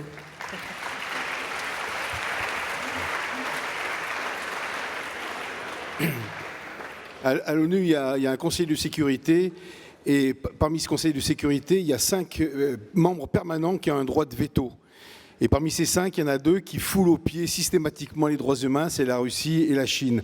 Donc vous voyez bien que le système multilatéral, qui doit continuer à exister, parce que c'est la seule façon de gérer un peu les affaires du monde, mais il faut des réformes profondes, parce qu'on ne peut pas continuer comme ça. On ne peut pas continuer avec un membre du Conseil permanent de sécurité qui envahit l'Ukraine, pour ne pas citer la Russie. On ne peut pas continuer avec un membre qui a un droit de veto, qui foule aux pieds la situation des droits de l'homme sur tout son territoire, et en particulier aux Xinjiang. Donc c'est très très compliqué. Il faut vraiment une réforme. Il faudrait une réforme complète de l'ONU. Maintenant, nous attendions les ONG, et les associations de défense des Ouïghours, la presse aussi attendait la publication du rapport de Michelle Bachelet, qui a dû subir des pressions énormes. Ce rapport était dans les tiroirs depuis la fin de l'année 2021. Nous n'avions de cesse de demander sa publication. Michelle Bachelet a fait un séjour en Chine et dans le Xinjiang, 2 jours dans le Xinjiang au mois de mai. Son parcours a été balisé, elle n'a pas pu rencontrer qui elle voulait, on lui a montré que ce que les autorités chinoises voulaient lui montrer, donc c'était vraiment, on s'est dit, mais vraiment l'ONU est bafouée. Et puis finalement, Michelle Bachelet, à la fin de son mandat, puisqu'elle avait été nommée pour 4 ans, à un quart d'heure de la fin de son mandat, a publié ce rapport de l'ONU, qui n'apprend rien de neuf finalement sur la situation dans le Xinjiang que nous connaissions déjà, mais c'est l'imprimature, c'est la signature de l'ONU et c'est quelque chose de très important. Maintenant, il faut aller plus loin. On ne peut pas se contenter de ça et nous demandons, avec d'autres ONG, la mise en place d'un système de contrôle, d'un système de surveillance généralisé et pérenne sur les exactions du pouvoir chinois dans le Xinjiang. Et nous ferons pression, nous allons continuer notre combat pour que ce système indépendant de contrôle soit mis en place.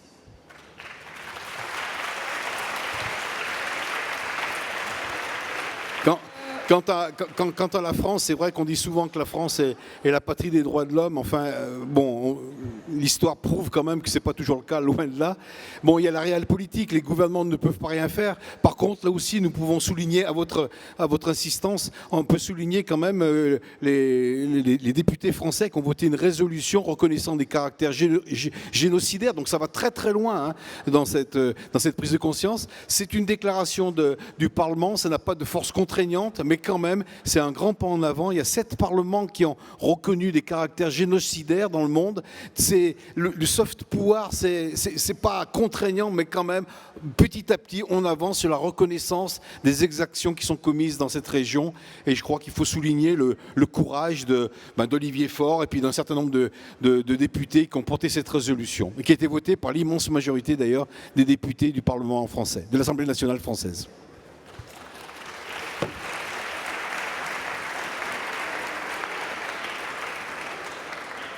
Bonjour, j'aurais une question.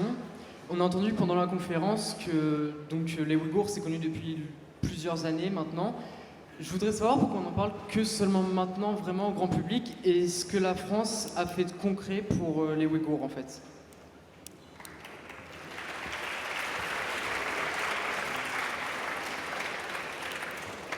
Alors c'est une bonne question parce que c'est vrai que pendant longtemps, la cause ouïghour n'était absolument pas lisible dans les médias occidentaux notamment. Pourquoi ? Parce que pendant longtemps, la Chine a été fermée jusqu'à la fin de la révolution culturelle. Puis les années 80 en Chine ont été une période d'ouverture, d'espace de liberté culturelle, religieuse. Et la situation s'était apaisée après des années de répression dans les années, fin des années 50, années 60, 70. Et effectivement, les années 90, avec l'arrivée au pouvoir de la branche conservatrice du Parti communiste chinois, à nouveau des politiques plus répressives ont été mises en place pour éradiquer toute forme d'opposition au Xinjiang. Et effectivement, le retour des politiques répressives n'était absolument pas commenté en Occident. À l'époque, il y avait peu de spécialistes de la question.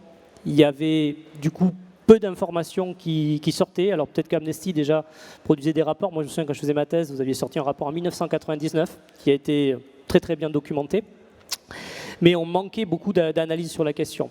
Et à cette époque aussi, autre élément très important, la Chine freinait la sortie des informations parce qu'elle considérait que si ce qui se passait au Xinjiang, la résistance des Ouïghours était connue à l'étranger, ça allait inciter, ça allait renforcer la résistance des Ouïghours. Donc l'idée, jusqu'en 2001, c'était de ne pas communiquer sur la situation au Xinjiang. Et en 2001, tout a changé. Pourquoi ? Parce que les Américains sont intervenus en Afghanistan. Quelques Ouïghours qui étaient membres d'un parti lié aux talibans, qu'on appelle le Parti islamique du Turkestan oriental, ont été capturés. Et à partir de là, la Chine a décidé de communiquer abondamment sur la situation au Xinjiang en disant qu'elle était confrontée à un terrorisme et qu'en réalité, toutes les formes d'opposition au Xinjiang étaient liées au terrorisme islamiste, djihadiste international, ce qui est faux, puisque l'essentiel de l'opposition politique ouïghour, en réalité, est plutôt nationaliste, anticoloniale et pro-démocratique, et en faveur d'une société qui respecterait les droits de l'homme. Donc, en réalité, le fait que la Chine ait communiqué sur la situation au Xinjiang, ça a amené l'opinion internationale à s'intéresser à la région, et là, c'est un petit peu le retour de bâton.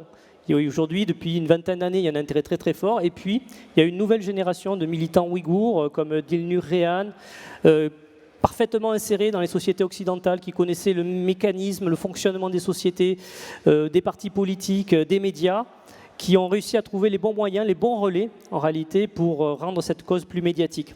Donc vous voyez, c'est une convergence de phénomènes qui ont fait que progressivement, depuis, on peut dire grosso modo, une dizaine d'années, voilà, le problème ouïghour aujourd'hui voilà, est traité par les médias, et bien évidemment, ça a galvaniser cette action des organisations ouïghours. Vous en doutez, toutes réfugiées dans la diaspora, puisqu'en Chine, elles ne peuvent pas déployer leur action.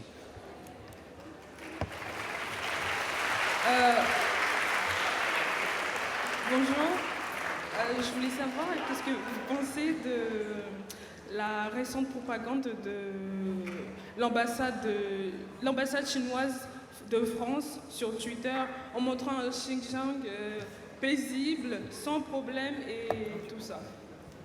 Laurence ? Oui, les autorités chinoises font énormément de propagande. Elles nient absolument tout ce dont on parle. Et pourtant, c'est leurs propres documents. Hein, des dizaines de milliers de documents qui prouvent toute l'ampleur de la répression. Pour autant, Pékin continue à nier et à affirmer que les Ouïghours sont heureux et à communiquer sur les paysages et également à faire passer la population ouïghour.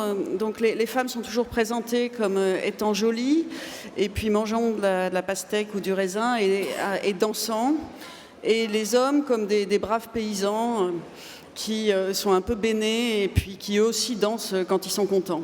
Donc toute la propagande, une grosse partie de la propagande de la Chine est basée là-dessus. L'autre partie qui est très importante, c'est en fait, avec cette négation, les stratèges du Parti communiste chinois, qui seront des milliers à travailler sur la question de la propagande, ils sèment le doute en fait. Ils sèment le doute sur la réalité de ce qui se passe. Aujourd'hui, vous allez entendre des gens autour de vous qui vont dire « il paraît que, oui, mais on ne sait pas ». Mais en fait, si, on le sait très bien. Mais c'est que la puissance de la propagande chinoise fait qu'il y a un doute. Que ça met un doute. Hier, j'entendais quelqu'un qui disait il y a des rumeurs qu'il existe des camps. Non, il n'y a pas de rumeurs. Il existe aujourd'hui 400 centres de détention hyper sécurisés. On a tout, on a les documents, on a les photos.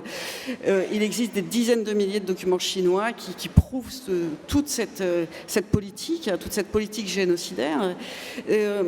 Donc ce que fait l'ambassade de Chine en France, c'est vraiment un pied de nez total et à la communauté ouïghour en général et également à toutes les informations que l'on possède et à toutes les ONG qui travaillent sur la question. Et pour la question précédente, ça rejoint la question précédente, pourquoi on n'a pas su, nous on a commencé à publier à Libération des témoignages et des enquêtes à partir de 2018, on ne nous entendait pas. Vraiment, on ne nous entendait pas. Les papiers étaient publiés, il n'y avait aucune réaction. Il a fallu attendre 2020 pour que, enfin, la conscience s'éveille et pour que cette négation totale, ce doute qui était diffusé partout par la propagande chinoise commence à se fissurer.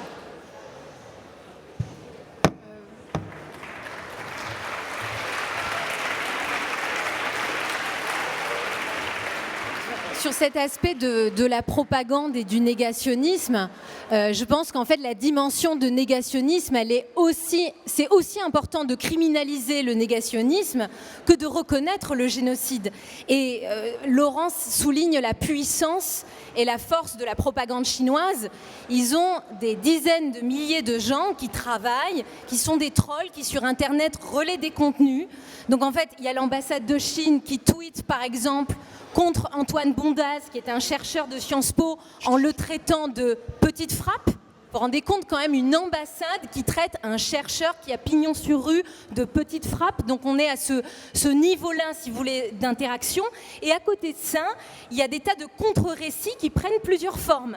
Et alors, une des formes qui est les plus hallucinantes, à mon sens, c'est par exemple ce magnifique film quasi hollywoodien qui ressemble à la Mélodie du bonheur. Ça s'appelle Wings of Songs. Allez voir ça sur Internet. Donc en fait, il présente un trio d'amis, un trio interethnique qui se balade dans la région autonome ouïghour, et en fait c'est une sorte de boys band. Ces gens-là chantent ensemble, un peu comme dans le The Voice chinois, et ils sont amis, etc. Donc on travestit la réalité, on la transforme. Et puis il y a aussi ces documents de propagande sur la télévision d'État chinoise où on pratique, et ça c'est une pratique qui est beaucoup plus ancienne, les confessions forcées d'intellectuels qui disent qu'ils ont fauté parce que par exemple ils ont permis que dans les manuels scolaires telle ou telle chose apparaisse. Et donc en fait il y a un chercheur qui parle d'effet de data smog. Il dit en fait quand on est envahi par trop d'informations, on n'arrive plus à penser, le doute est dans notre esprit et on n'arrive plus à arbitrer ce qui est de l'ordre du vrai ou de la post-vérité. Moi, je pense que cet aspect d'autoritarisme digital et de propagande totale, c'est vraiment quelque chose contre lequel on doit lutter dans nos consciences propres et qu'on ne doit pas être dupe de toutes ces tentatives et de toutes ces stratégies, notamment numériques, qui passent par le numérique. Avec le mot de la fin. Merci. Ça va être le mot de la fin parce que le temps nous est... Alors on crie pas. Une question et une réponse rapide alors. Ah oui, il marche. Donc bonjour, je m'appelle Paul, je viens du lycée Marguerite de Navarre. J'avais vu que, sur internet que certains groupes ouïghours avaient fait des attentats en Chine et pour dénoncer un peu les exactions faites contre leur peuple. Et est-ce que c'est une bonne chose ou pas de faire ce genre d'action?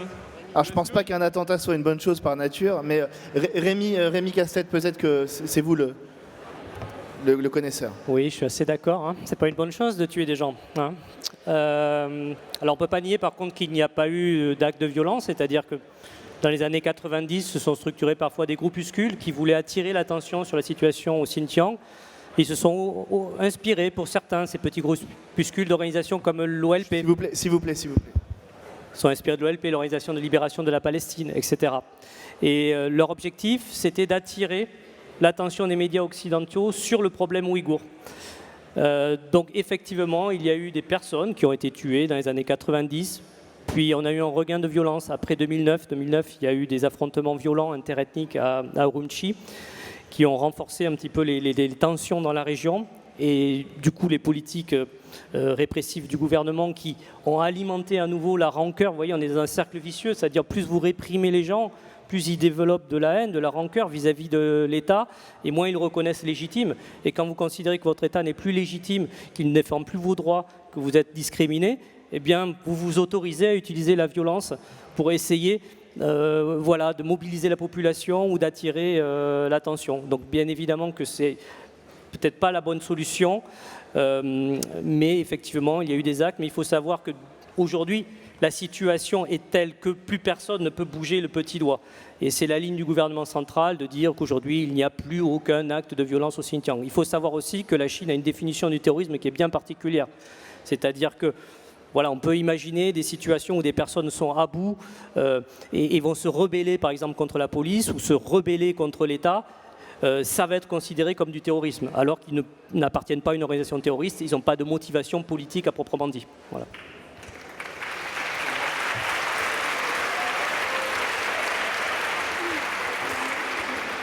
Juste, du coup, terminer peut-être par un passage à l'acte, parce que chez les psys, c'est comme ça qu'on appelle ça, un passage à l'acte qui n'est pas du tout un passage à l'acte terroriste, mais un passage à l'acte suicidaire qui a eu lieu il y a très peu de temps, il y a moins de 15 jours dans la région autonome ouïghour.